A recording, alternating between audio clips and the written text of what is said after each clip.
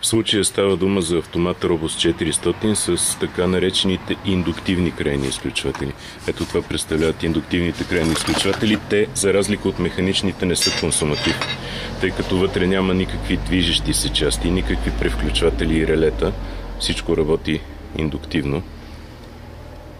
Когато метална част се доближи до началото на крайния изключвател, той сработва. Съответно и от другата страна.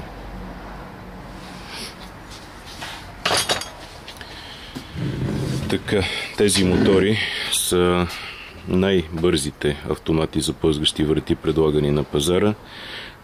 Успяват да движат вратата със скорост до 34 см в секунда. Пак казвам, това е единственият такъв автомат на пазара въобще.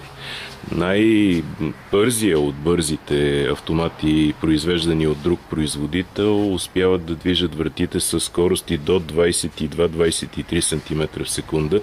И това е някаква огромна гордост за производителите. Докато тук говорим за друго ниво на технологии, което позволява движение със скорости до 34 см в секунда, при това абсолютно безшумно. Движението също така става много плавно.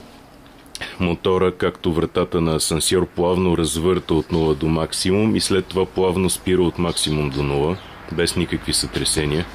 Нещо, за което общо взето могат да си мечтаят повечето производители. Така, двигателите могат да работят на вграден UPS, когато няма електрозахранване. Той стои тук вътре в кутията, след малко ще отворя да покажа.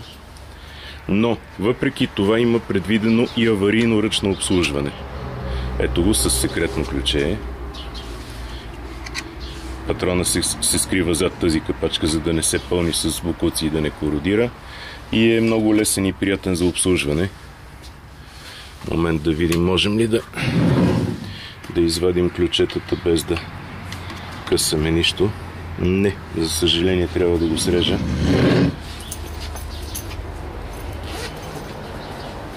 И ще се наложи да го направим това нещо.